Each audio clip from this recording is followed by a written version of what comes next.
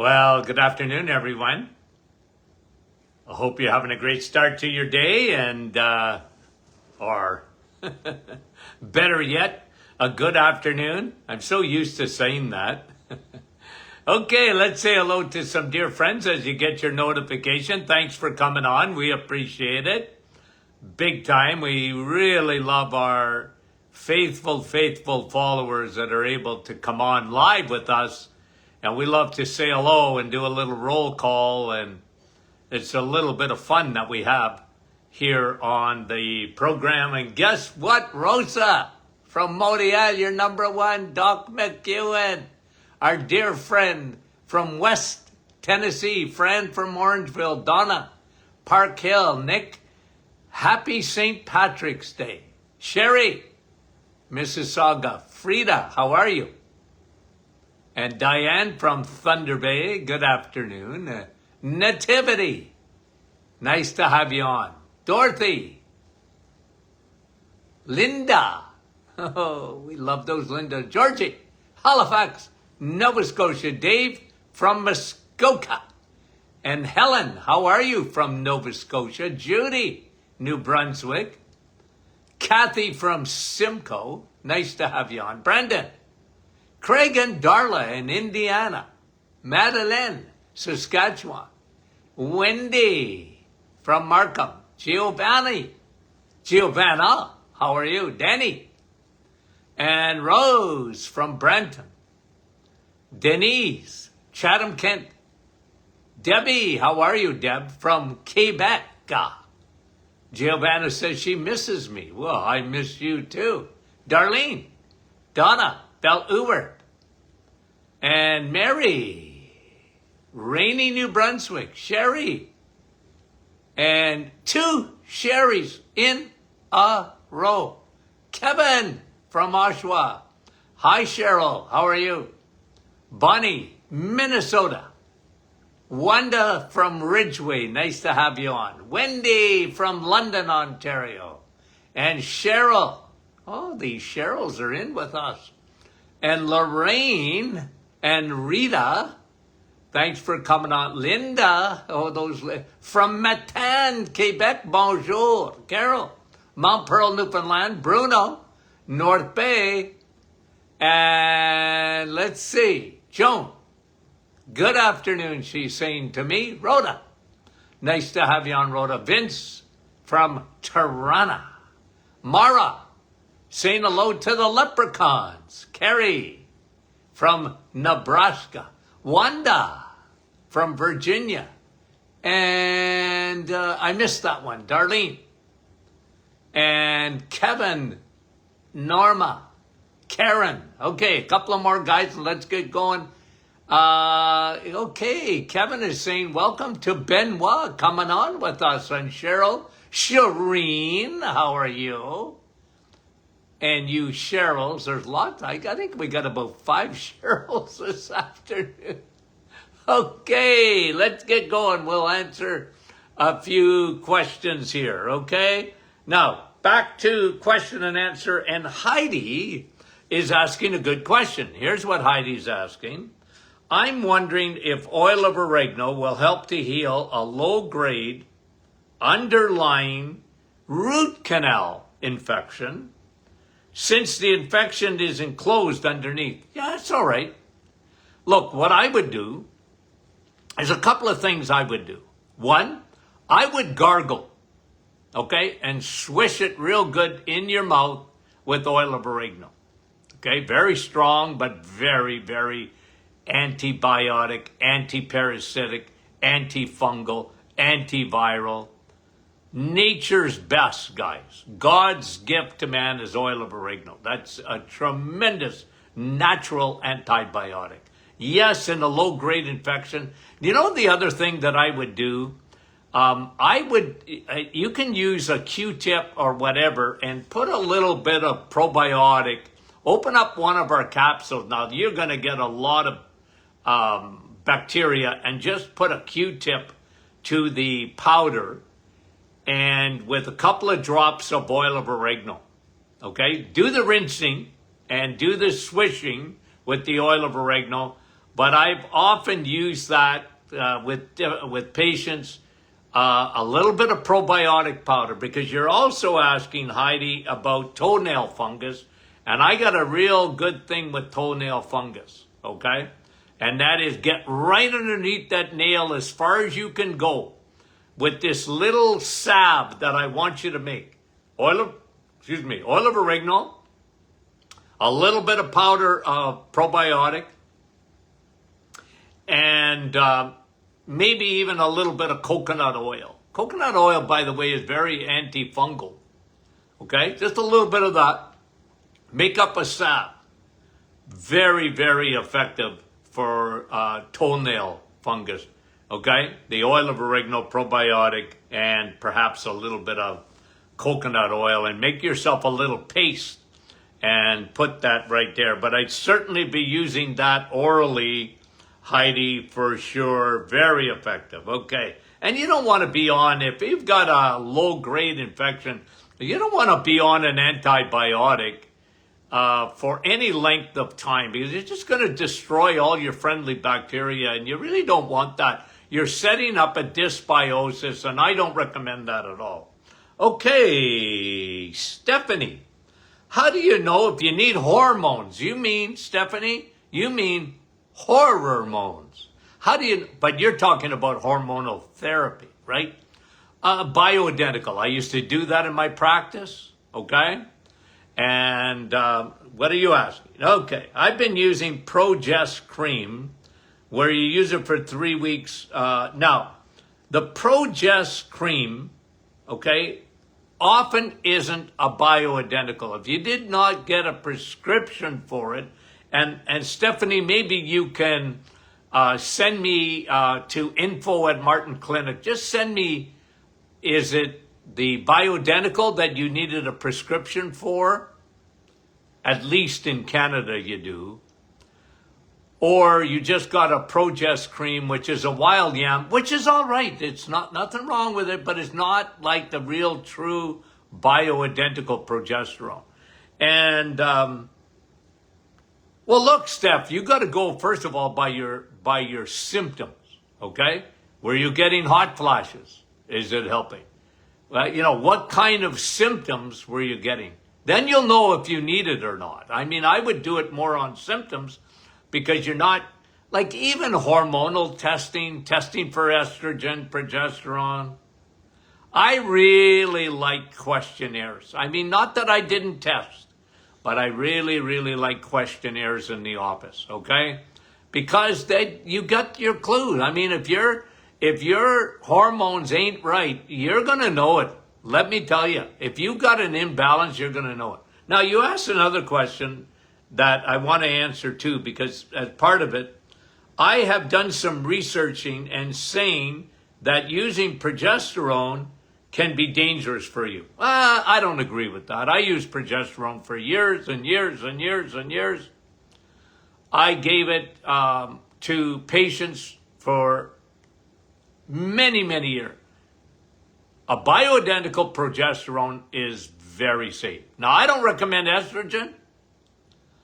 Trying to think if I ever, maybe once or twice, ever gave estrogen to a patient. You know, the problem in the world is today, we got too much estrogen and not enough progesterone. You see, that's the key, is the progesterone.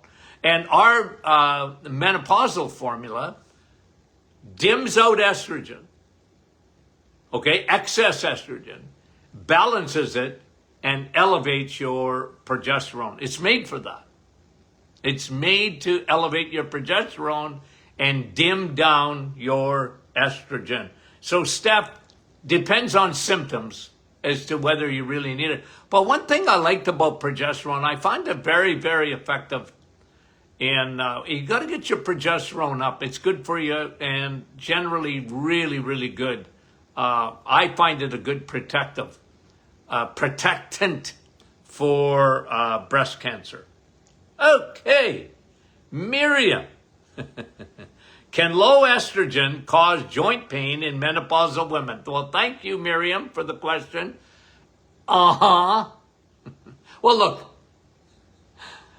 Okay, ladies, if you didn't know this, you heard it first on this program. Okay? The doctor is in. I'm going to make a generalized statement. You're complicated. Women have ovaries. That complicates the world.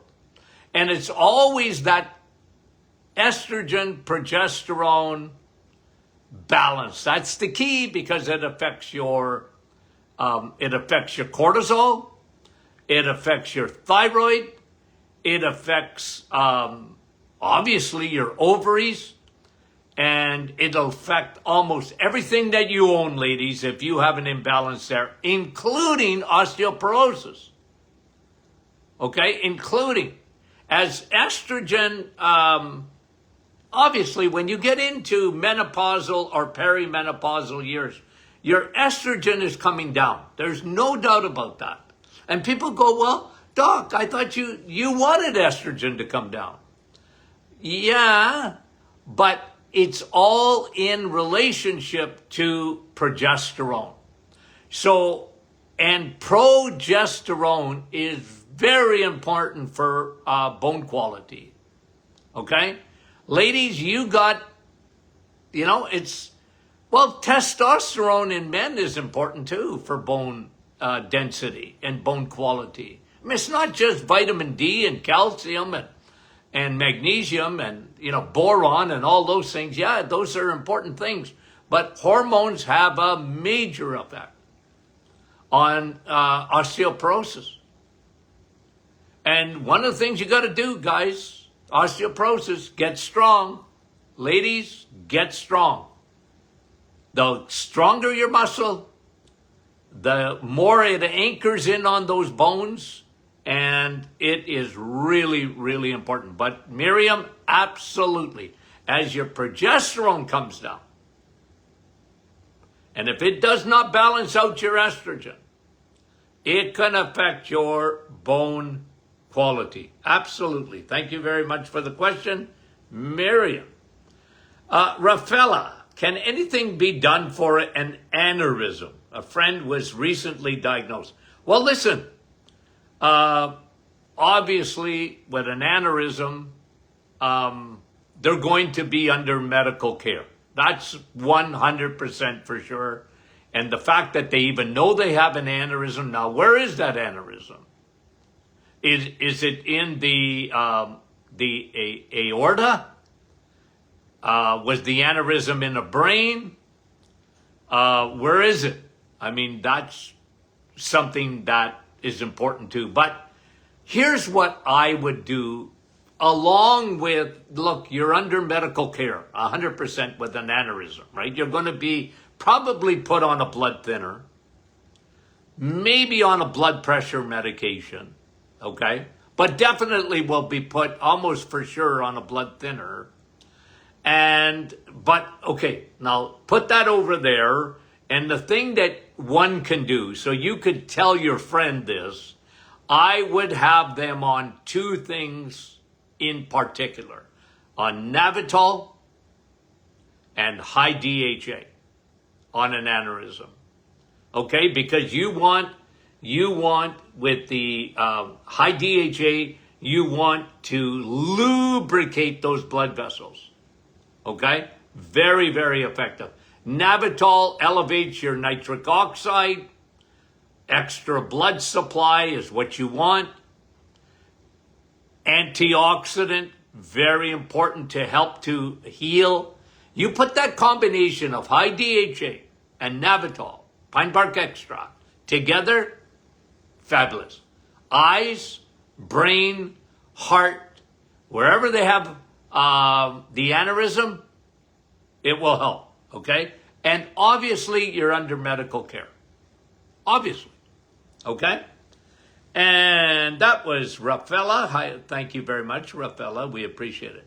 I have very dry lips, legs, and feet. Any suggestions? Drink a lot of water, which you're already doing. Good for you. Take the DHA probiotics. What can I do? Well, these could be hormones. Okay? And again, you might look at, get on our menopausal formula to elevate your progesterone. Could be very, very helpful there. I like our Rivera. Rivera is so good. I've got a bottle about 10 feet from me here. Man, I like that for the skin. That is so good. Okay? And you might take a little bit of coconut oil or olive oil. I like that for a skin product too. I really do. Okay? For dry skin. And use liberally. Okay. But with skin, guys, you always work inside out first. And you might, if you're flaking at all, you might have some fungus. Make sure you're taking a broad spectrum probiotic leaves, okay? But keep drinking that water. You have no idea how good water is for you. So keep that up. Don't stop. Susan, nephrotic syndrome, okay? Whenever you see the word nephrotic or Nephro, you always know that's your kidneys, okay? Your kidneys. And if you have nephrotic syndrome, chronic kidney problems, big thing to do. Remember what is so hard on the kidneys, nothing is harder. Dehydration and sugar. Sugar destroys your blood vessels. It destroys the capillaries. And your kidneys are all about circulation. Fix circulation and water. Now let's see. Did you ask me another part of that? Hold on a minute here. I know it has to do with kidneys, she said, but my brother doesn't understand. Then they put him on Ozempic. Now, if they put him on Ozempic, your brother is either a diabetic or a pre-diabetic. Okay? Which effectively is a diabetic. If you're pre, you're a diabetic. Don't fool yourself. So your brother's got blood sugar or insulin issues are both guaranteed. I mean, they don't put them usually on Ozempic. Ozempic now has become famous because they use it for weight loss. And they might be doing that too. I don't know your brother. I have no idea if he had to lose weight. But I'm generally thinking that his kidney problems are related to the fact that he's either a diabetic or a pre. That's why he's got to do the reset. Do the reset. So good for you. Okay, Kathy, I have read that dandelion plants are very nutritious and full of vitamins. Yeah. My father-in-law, Italian, he loved a dandelion salad. I'm not kidding you. I said, Dad, how can you eat that stuff? And he was always healthy as a horse, so how could you argue with him? But yeah, dandelions are, they've got some nutritional value. Guys, you know me. Plants, yeah, of course. I like plant. I love the plant kingdom. I do. But the animal kingdom is better. So you want to have a dandelion salad? You know what I think. You can have it, but don't live on it. Don't think that, if I have dandelions, that's the best thing. I think someone put one time that they're good for cancer.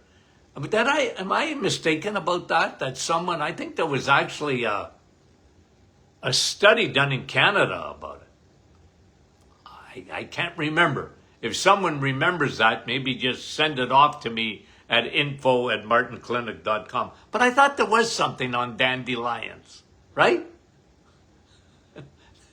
I'm not attracted to having a dandelion salad. Okay, it don't do nothing for me. Okay, but maybe it is good for you. I got no problem with it. Okay. Sue, I've had bursitis on my elbow for 3 weeks. No fun. Okay. Any suggestions on how to get rid of the fluid? Well, I would be using curcumin. I would be using Navital because it elevates your nitric oxide. And even high DHA is very anti-inflammatory, guys. High DHA is very anti-inflammatory. But then so is Nematol. Okay? Curcumin, very anti-inflammatory. Okay, Sue, thank you very much. June, I take 10,000 IUs of vitamin D3, including K2. Okay, that's good for you. Wondering why I would have so much gas. Only since you've been taking vitamin D with K2? Had nothing to do with that. June, okay? I don't know. I've never heard of that. I've heard of gas.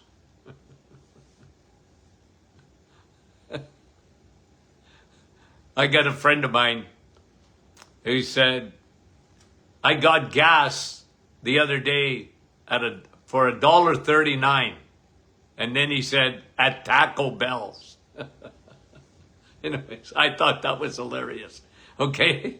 No, I can't see the connection between vitamin D with K2. We have vitamin D with K2, which is a superior vitamin D when you put K2 with it. And I don't see the connection with gas whatsoever, June. I think there's two different things. But if you've gotten gas since only taking that supplement, but I've never heard of it. I've never heard of that connection. And if you find something that says they're connected, would you send it to me? Okay, I'm always open, guys. Okay, I'm always open. That was June, and thank you, June, for the question. Sandy, I know plastics are bad for me. Okay. You know that. Okay. Well, let me stop you right there. How are you going to get away from it, Sandy? Okay? How do you get away from plastic? It's on Mount Everest. It's in the oceans. It's in the placenta of babies.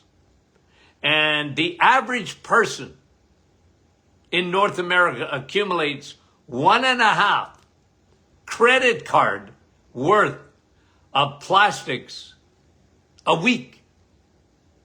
You ain't getting away from it. Okay? Is it no good for you? Yeah, that's why I want you, okay, Sandy, to keep your liver clean. Keep your liver clean. If you keep your liver clean, your body will detox the plastic. If you want to know if you got plastic or not, take a pinprick and prick your finger. If your blood comes out red, you got plastic. Okay? But your body is meant to detox it. And you can probably minimize it to some extent by, avoiding drinking water out of a plastic bottle. I'm not so concerned about that. Honestly, I'm not as much. I would rather you drink your water than you avoid drinking water. Okay? Just don't heat up the bottle. I mean, they've shown that. Okay? So, let me see. Were you asking me anything else?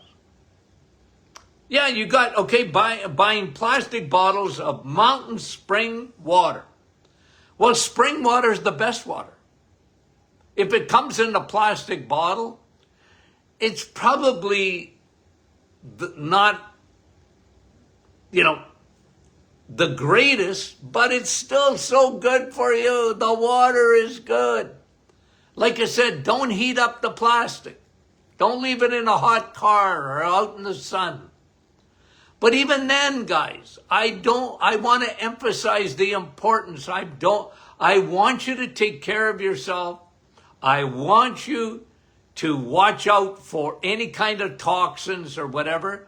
But at the end of the day, you have to be honest with yourself and realize, look, you're not getting away completely unless you leave the planet. The other day, Elon Musk sent a spaceship out.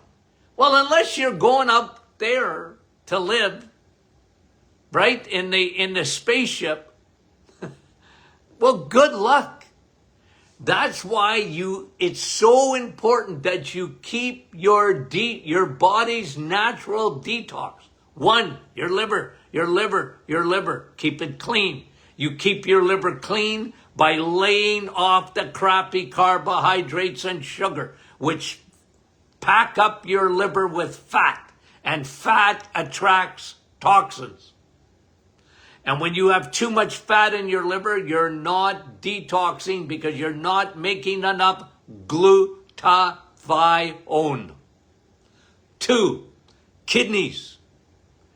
Flush out, because your kidneys flush out toxins. That's their job. Your kidneys flush. How do you keep your kidneys? Lay off the sugar and drink your water, even in a plastic bottle. Now, you're better off.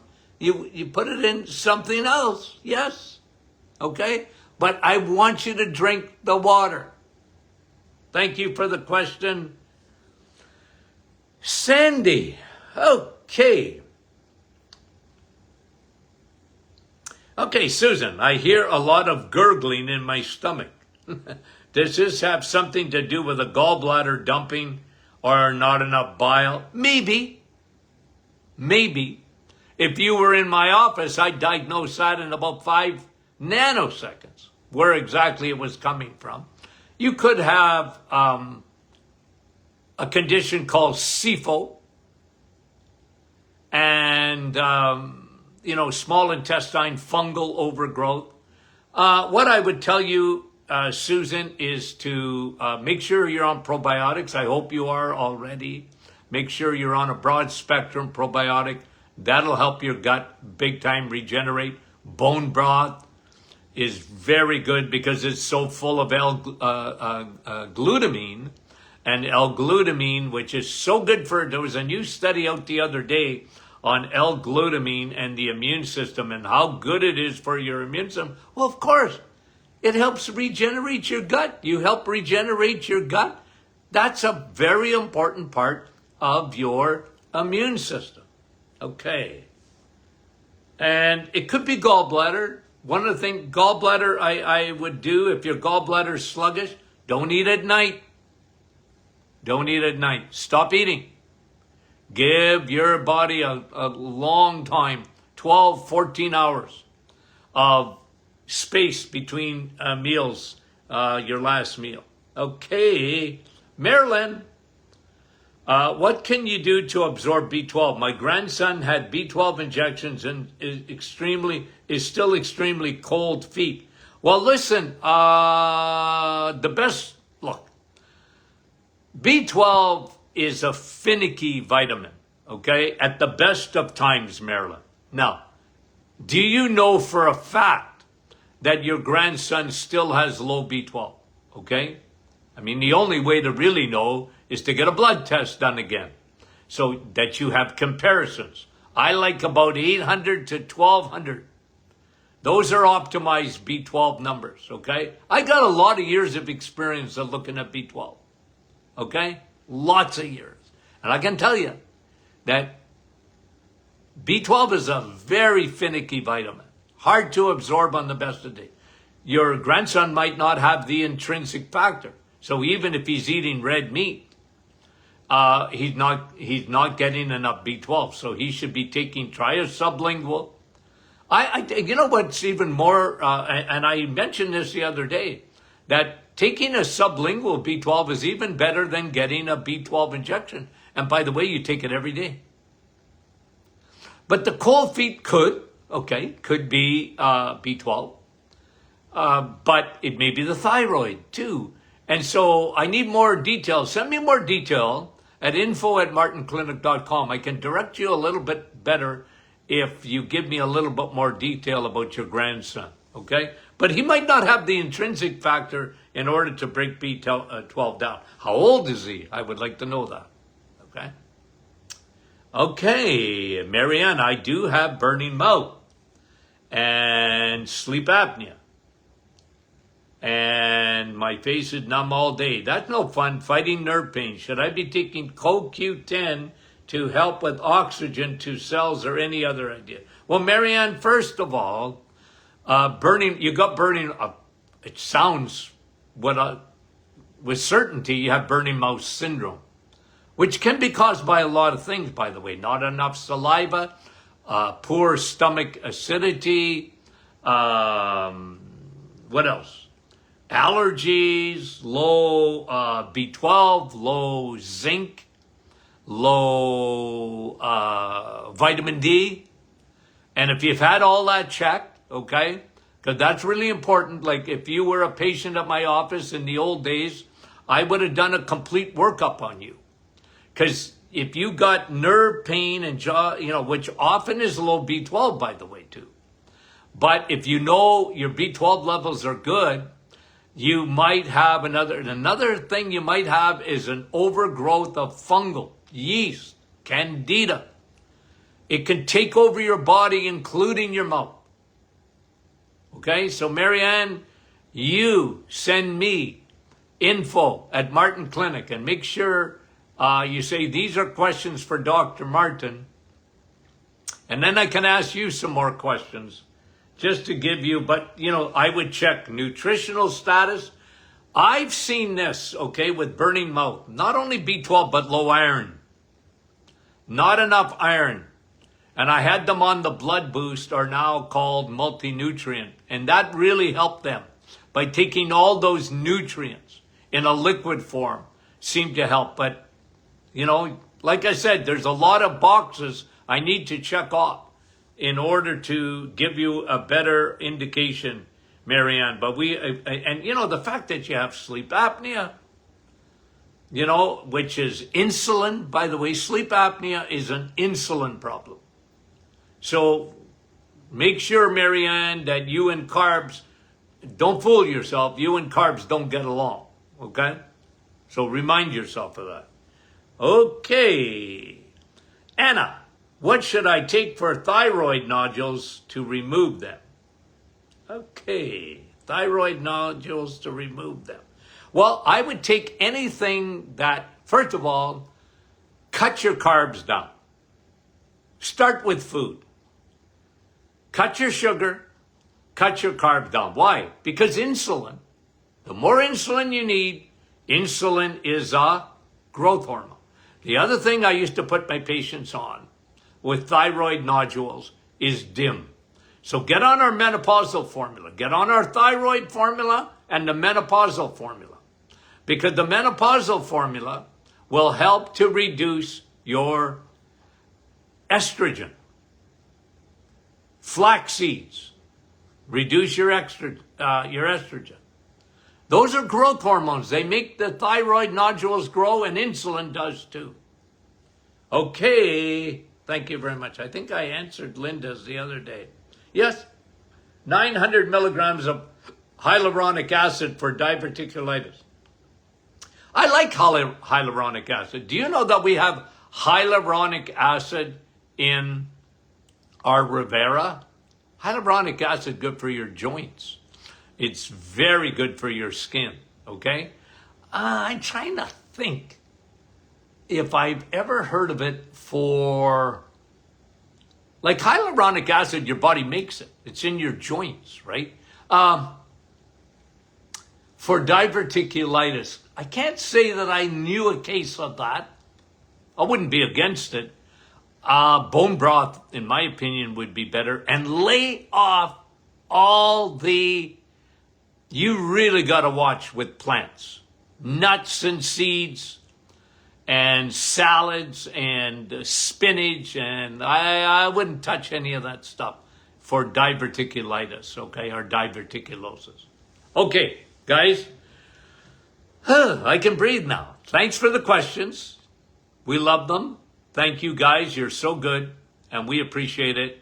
And got some great studies, too, we're going to talk about this week. If you want questions answered, please send them into info@martinclinic.com. Guys, we love your questions. You guys are so smart. Thank you, okay? Talk to you soon.